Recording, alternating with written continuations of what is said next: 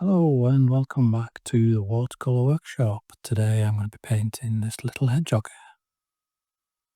I'm using three colours: raw sienna, burnt umber and paint grey. So first of all I'm wetting the lighter areas of the body and the face, and then I'm dropping in wet raw sienna. So quite often when I start a painting, if I'm not sure where to start, I'll choose the palest colour, which in this case is the face and the underbody.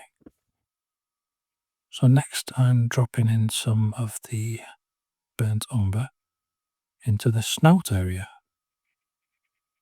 and it's wet into wet, and as you can see it's dispersing into the yellow.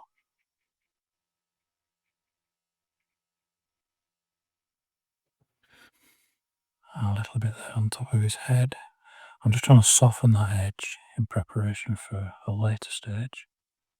Now I've cleaned and dried my brush. Just give myself a damp brush, and I'm just lifting out some of the yellow to give myself some paler highlights and some variation in the colour. So there's the burnt umber again. Just painting the legs, a first coat on the legs.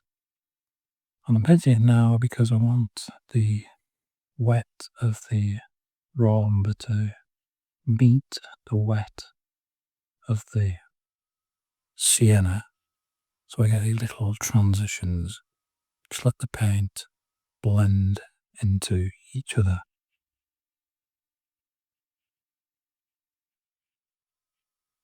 So as you can see, it's wet. The paint is quite wet onto dry at that point on the legs. So back to the snout. I've got some Payne's grey. Painting that onto the now damp snout. And I'm just sketching in the claws. Again, I'm doing it while it's all wet so that it just blends in. I don't really want any sharp edges on this lower half of the body.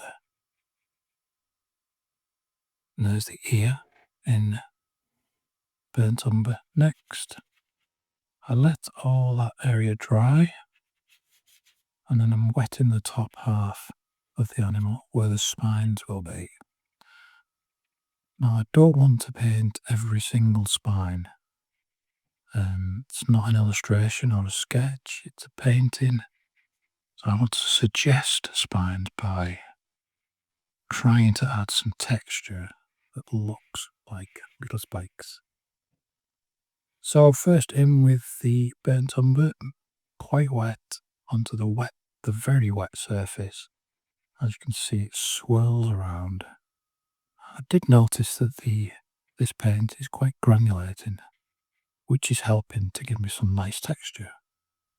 I'm periodically dipping my brush into the paint grey and the burnt umber to get myself some dark browns and almost black. I'm just putting them in semi-randomly. I'm keeping the darkest tone for where the spines meet the body. So I'm getting my darkest dark against the palish yellow. I'm just flicking a little bit of dark into there of the paint grey. It's wet onto the wet surface, and as you can see, it just melts in, makes these little marks, tiny explosions, which might be little spikes. I don't mind a few over spatters. Scratching out a few marks there with a fingernail and then continuing with a stick. A little sharpened stick. You could use the end of your brush for this. Some people use twigs from the garden. Now I'm dragging the darker paint on the lower edges of the spines across the yellow. Don't forget that the yellow part has dried. So we get a nice sharp edge there. And I'm going over across the spines, scratching in some lines to give ourselves some texture, and then I am painting in some more colour, some of the brown, which is the burnt umber and the raw sienna mixed together onto the face area. And then I'm varying the tones under the body, under the underside of the body, scratching in some more spines there on the face and under the beast. And then the legs get some dark colour, which is a mix of the brown, the raw umber, or the burnt umber rather, and the Baines grey. So there's the back leg, and again I'm trying to paint it so that it meets up with some wet paint, so that I don't have any hard edges. They're all soft and they all run into each other.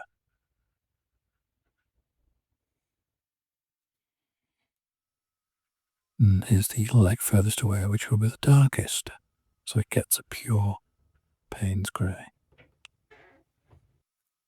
Now I've got a bristle brush here, an old bristle brush, which I used to use for acrylics and now I use for mixing paint. And I'm spattering clean water. I'm sprinkling or flicking clean water onto the painting to give myself yet more texture. I've got a big drip there just behind the ear, which is going to form a big background. So I just dab it away with some tissue. So dabbed that away, and now I'm painting some more brown onto the spiky area. Trying to build up some shape around the head so that the ear stands out a little bit. And then I'm putting some dark into the spiny area. Darks and browns seemingly at random.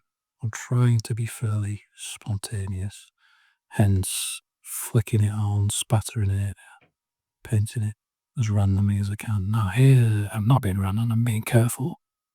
I've dried my brush, I've cleaned my brush rather, dried it so it's damp.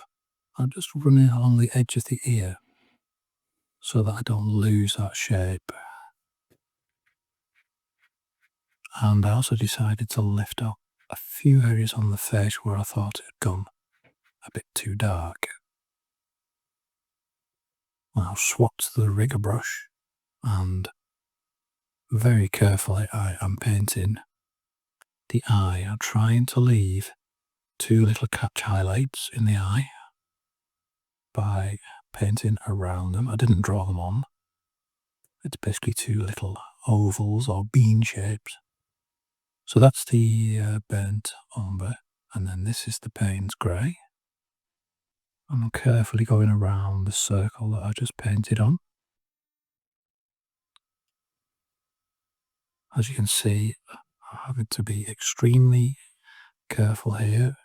I'm holding my brush right near the bristles to give myself much more control.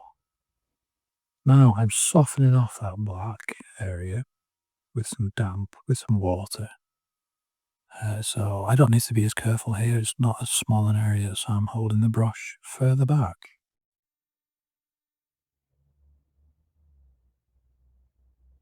So what effectively I'm doing there is dragging the pigment that's already on the paper onto other areas of the paper.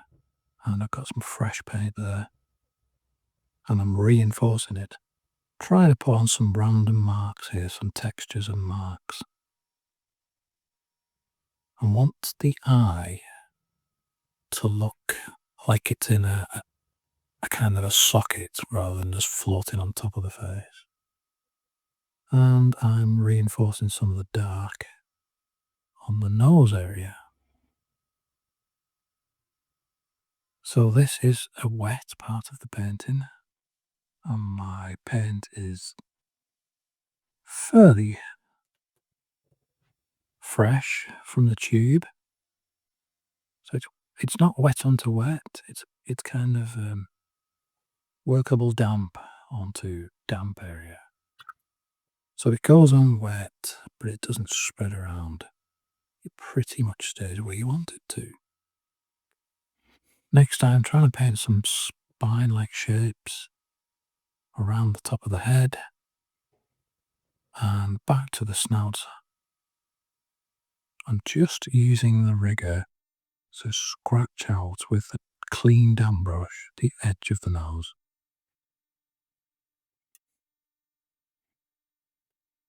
So there's no set way of painting something like this. It's a little bit done by feel. You've got a reference photo in front of you which you can refer to, or a drawing. So you know where the dark bits are meant to be and you know where the light bits are meant to be.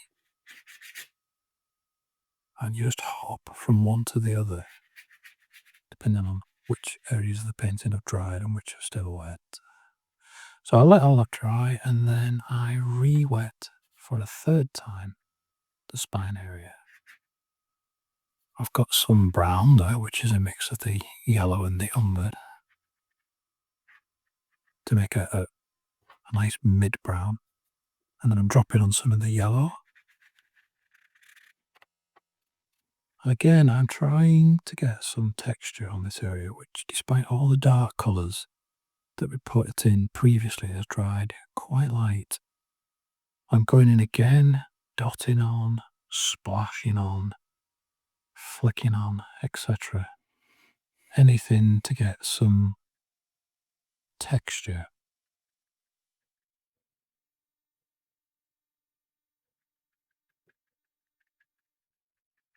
So this is obviously wet onto wet. Just rolling my brush over there, just trying different things to try and get different marks and different results. It's all a little bit random.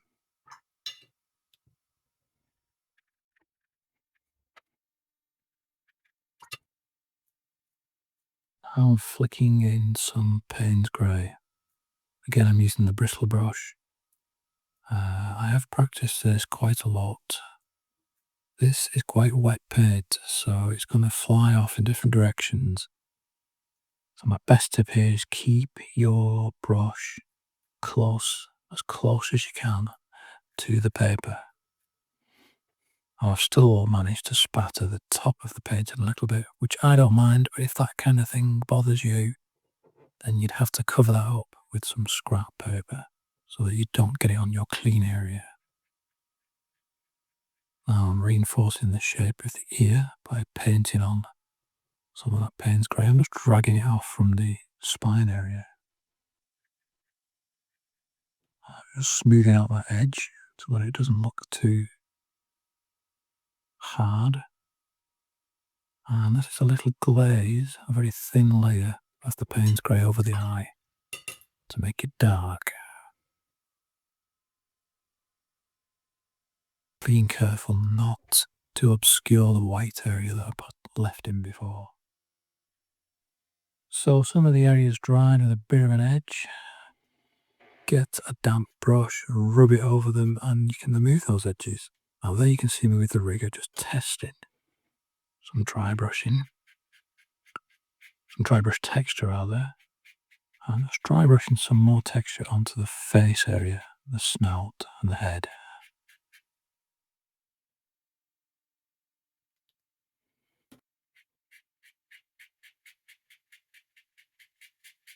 Again, I'm trying to get more marks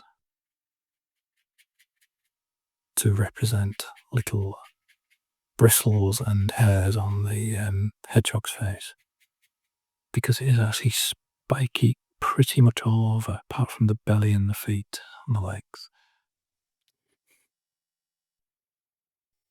So there we have it. It's dried off now, and again it's dried a little bit lighter than I expected, but all in all, it's a nice result.